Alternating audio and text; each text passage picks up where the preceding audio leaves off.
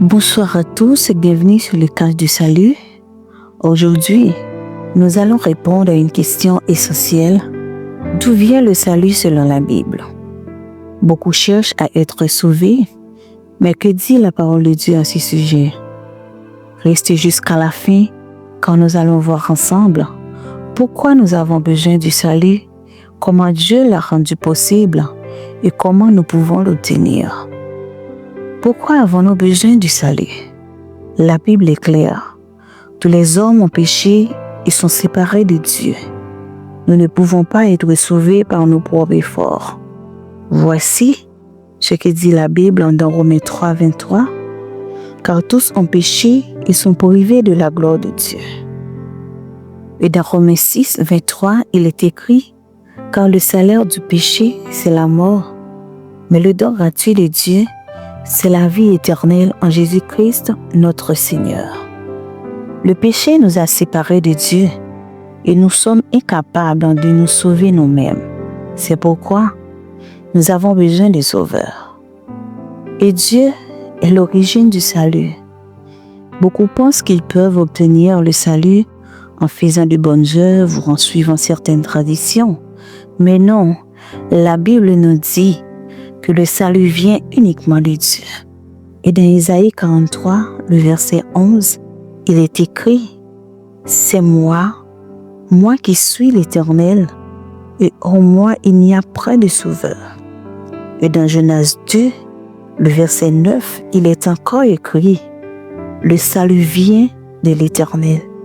Le salut ne vient pas d'une religion, de prophètes ou d'un système humain, il vient uniquement de Dieu.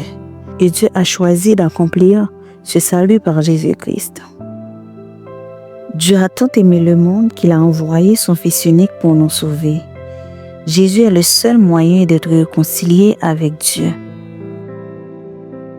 Dans Jean 14, le verset 6, il est écrit: je suis le chemin, la vérité et la vie. Nul ne vient au Père que par moi.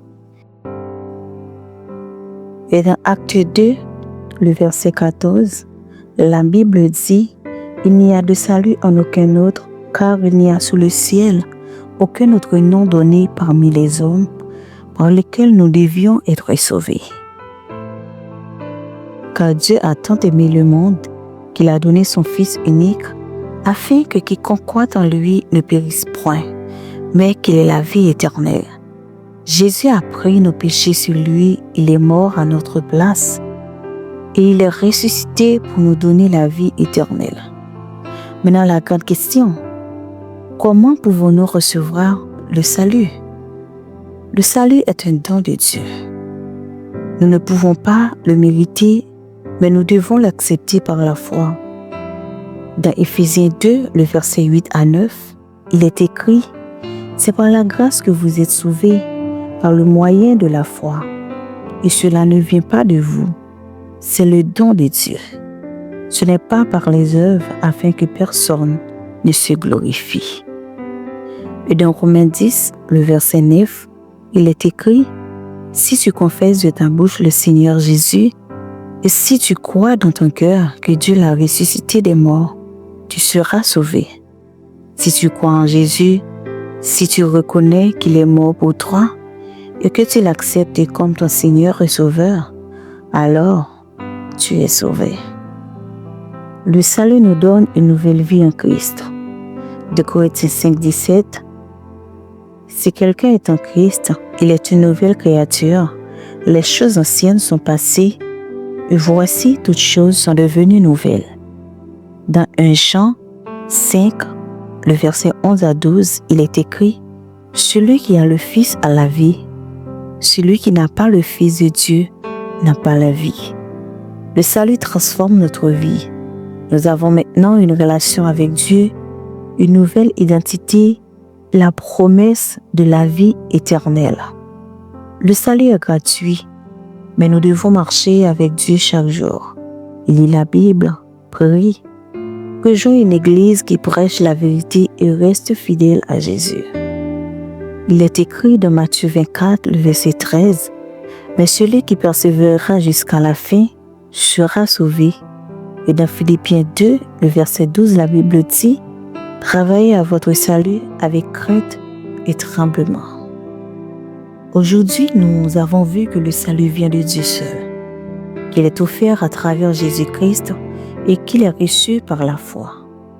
Si tu n'as pas encore donné ta vie à Jésus, je t'invite à le faire maintenant.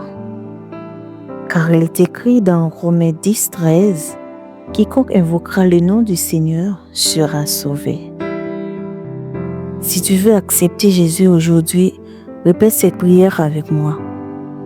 Seigneur Jésus, je reconnais que je suis un pécheur.